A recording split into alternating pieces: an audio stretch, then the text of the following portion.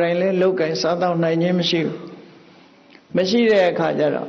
ကိုယ်သားကိုယ်သမီးချော့မော့ပြီးပေါင်းနေကြရတယ်သူတို့စိတ်တိုင်းညအမေဖေဆိုပြီးတော့ကိုကနေပြီးတော့ဩဇာမပေးနိုင်တော့ဘူးသားသမီးပေးတာလေးနဲ့ခြေနှက်နေရတခါတော့ကလွန်ခဲ့တဲ့အနှစ်20လောက်ကမန္တလေးရန်ကုန်မြေထားစီးပြီးတော့ဘုန်းကြီးခရီးသွားတော့ကတွေ့ခဲ့တဲ့ဖြစ်ပျက်ကလေးတခုပြောအောင်ဘုရားတပူဓမ္မမြေထားဆိုင်တဲ့အခါဘုရားယုံထဲမှာထိုင်နေတဲ့သားမီး2ယောက်သားမီး2ယောက်ထိုင်နေတဲ့နေရာနဲ့ဘုန်းကြီးတို့ယထာရွယ်ဆိုင်လိုက်တာနဲ့ပရင်းပေါက်နဲ့တဲ့အဲ့ဒီအချိန်မှာသမီးလှုပ်တဲ့ပုဂ္ဂိုလ်ကအမေကိုဘာပြောနေတော့အမေကဘာပြောလိုက်တယ်တော့မကြားလိုက်ဘူးသမီးလှုပ်တဲ့ပုဂ္ဂိုလ်ကသူ့အမေကိုဘာပြောတော့ဆိုတော်လှုပ်စာကိုကျုပ်စားနေတာမဟုတ်ဘူးတဲ့လာပြီးတော့ရှာမရှိနဲ့အမေကိုသမီးကပြောနေတဲ့စကားကိုယ်တိုင်ကြားခဲ့ရတယ်အဲ့ဒါနော်တော်လှုပ်စာကျုပ်စားနေတာမဟုတ်ဘူးတဲ့အဲ့တော့တောသူတွေနဲ့တူရတယ်တော်တို့ကျုပ်တို့နဲ့ပြောတာကြားခဲ့တယ်အဲ့ဒီမှာမြေထားဘူးတာတခုမှာဩကြည်ပါလားအမေကိုများပြန်တွေ့အဲ့တော့အမေလှုပ်တဲ့ပုဂ္ဂိုလ်ကငြိမ်ငြိမ်လေးနေတယ်ပြန်မပြောရဲတော့ငြိမ်သွားတယ်အဲ့စောစောကတော့ဘာတွေပြောကြတယ်တော့မသိဘူးကြောက်ကစားဖြစ်နေပုံတော့ရတယ်အဲ့ဒီမှာတော်လှုပ်စာကျုပ်စားနေတာမဟုတ်ဘူးတဲ့ရှားမရှိနဲ့တဲ့ဟောအဲ့ဒါနဲ့မိဘလှုပ်တဲ့ပုဂ္ဂိုလ်ကပါးစပ်ကလေးပိတ်ပြီးတော့စိတ်လိတ်ကလေးတောက်ပြီးဒီတိုင်းထိုင်နေရှာဘာမှမပြောတော့အဲ့ဒါမိသားကြီးထွက်သွားတော့သူတို့ကိုကြည့်ပြီးတော့ဩဖြစ်မဖြစ်ရလေအမေဖေကိုပြန်ငေါ့နေတယ်အဲ့ဒါတော့ကိုယ်တိုင်တွေ့ခဲ့တဲ့ဟာပေါ့တခြားတွေမှာလည်းပဲဒါမျိုးတွေကအလားတူတွေရှိတယ်ပေါ့အဲ့ဒါလိုရုပ်သိလေးစားမှုတွေဟာကင်းမဲ့လာတတ်တယ်နောက်ပိုင်းကျတော့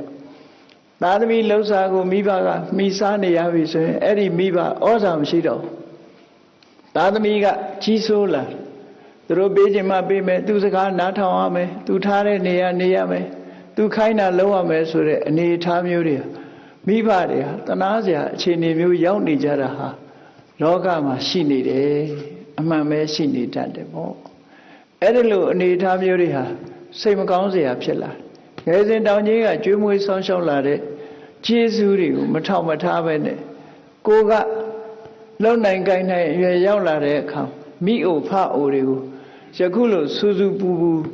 စူလိုက်ငေါင်းလိုက်နဲ့ဆိုတဲ့အနေအထားမျိုးတွေဟာအတော်ရင်နာစရာကောင်းတဲ့အနေအထားလူယဉ်ကျေးမှုတွေဟာပြက်ပြားလာတယ်လို့ဒီလိုဆိုတယ်အဲ့ဒါလို့ပြက်ပြားလာတော့မိအိုဖအိုတွေရောက်ခမအမေအိုအဖေအိုတွေဟာအာကိုရာမရှိဘူးကိုလည်းမစွမ်းဆောင်နိုင်တော့ဘူးမစွမ်းဆိုင်နိုင်တော့သားလေးသမီးလေးတွေချော့မော့မြေးကလေးတွေချော့လို့အဲ့ဒါလို့ချော့မော့ပြီးတော့သူတို့စိတ်ကျဉ်တတ်တဲ့အခါမှာ